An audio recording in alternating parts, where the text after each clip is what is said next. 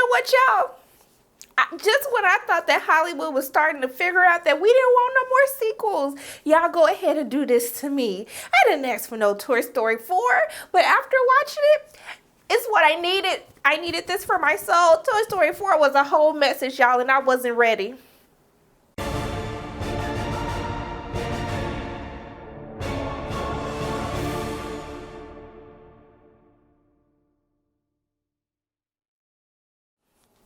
Hey everyone, it's Sharona from Pay or Wait, and today we're going to be reviewing Toy Story 4, which is directed by Josh Cooley, who's making his first full feature directorial debut. He's known for writing on films such as Inside Out, Toy Story 4, and directing some shorts such as Riley's First Date. And so Toy Story 4 brings back the entire old gang while introducing us to some new friends along the way as the team embarks on a road trip with their new friend or child, Bonnie, who has created a new toy called Forky, and Woody makes it his personal mission to ensure that Forky is the best favorite toy that he can be to Bonnie. And so he finds that this is easier said than done as they find themselves in a little bit of a pickle as they arrive at an amusement park. And so that's pretty much all that I'm going to say about the film. This is going to be a spoiler-free review. I'm not giving any spoilers away. I want to make sure that you have the same experience as I did. And so for those of you who are new to my channel, I tell you what I liked about the film, what I didn't like about the film, and should you pay or wait to see this film in theaters. So first and foremost, going into what I absolutely loved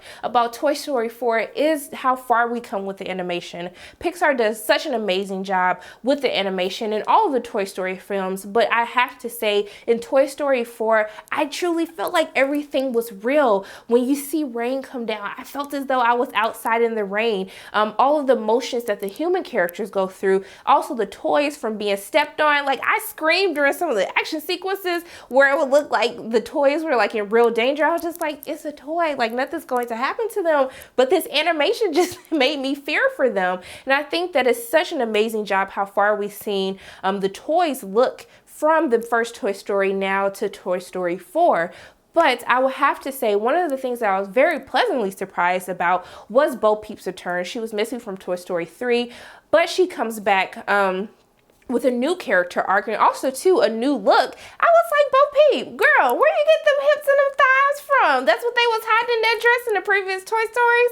But I love her character arc throughout the film, and I really enjoy how she was fearless, how she has these leadership qualities, how she's very independent. But it didn't feel as though that they were checking a box or trying to make her this feminist character that we kind of see studios trying to do. Everything that Bo Peep does, it feels just right. And I had a great time watching her and her interactions with Woody throughout the course of this film as we see their relationship kind of evolves from what we first saw in the previous films to where they are now. And so what I would have to say is they also do a very great job of balancing all these different array of emotions and elements in the film. The film is actually very funny, probably the funniest Toy Story to date. I laughed from beginning to end, but they also do a very great job of balancing those emotional elements, those emotional moments that you have in the film, while also introducing a little bit of horror as we get to meet our new villain of the film, Gabby Gabby, voiced by Christina Hendricks.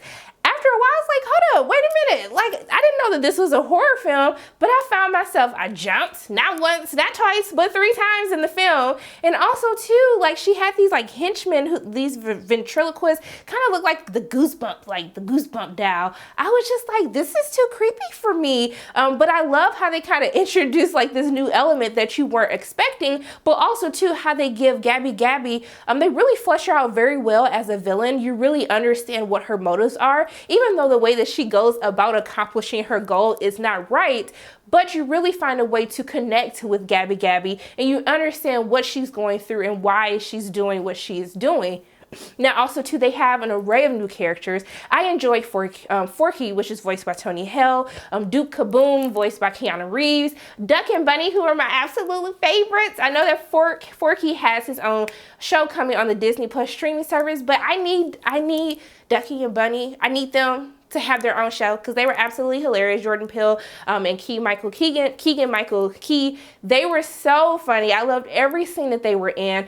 Giggle McDimples, voiced by Ally Mackey. I don't even know if I'm forgetting anyone, but I thought that the film does a very great job of introducing all of these new characters, which I think they do a very great job of balancing the screen time amongst all of them, and none of them get annoying. I want to see more of every single character that's introduced, and they find a good way to balance them with the characters that we've come to grow up and know and love from Toy Story 1 to Toy Story 3. Now, what I will tell you is they don't get as much screen time, especially if you're thinking that Buzz Lightyear is going to get a ton of screen time, or even Jessie. They really don't, but it works for the film, and once you get to the end of the film, you really understand why. And so what I enjoy about Toy Story 4 is where you think that Toy Story 1 through 3 was a perfect trilogy, it was a perfect end, Toy Story 4 really finds a way to do something new while keeping these same lessons that are very important, not only for young kids, but also for adults.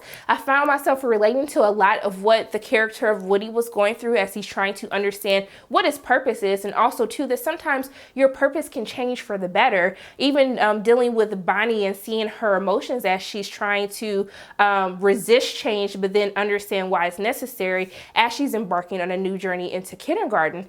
Toy Story 4 does a great job of establishing itself from the other previous Toy Stories and really taking it into a step in a new direction for a new generation, not only for toys, but also for kids and adults. And so what I will have to tell you guys to do with you and your coins is that you pay to see Toy Story 4 in theaters. I got my entire life. I had a great time. It gave me a message. It made me laugh. It made me cry. It even scared me at some points.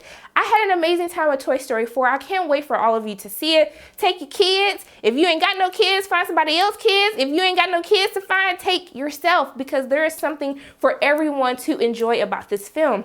And so I'm gonna stop talking. I gotta go tell my mama that I went to church today because Toy Story 4 just gave me a whole message that I needed for my soul. So those are my thoughts on Toy Story 4. As always, my name is Sharonda from Pay or Wait. And if you like what you saw today, make sure you hit the like button, hit subscribe, share this video with your friends, and make sure you hit that notification bell. And I love you guys 3000. I'll see you soon.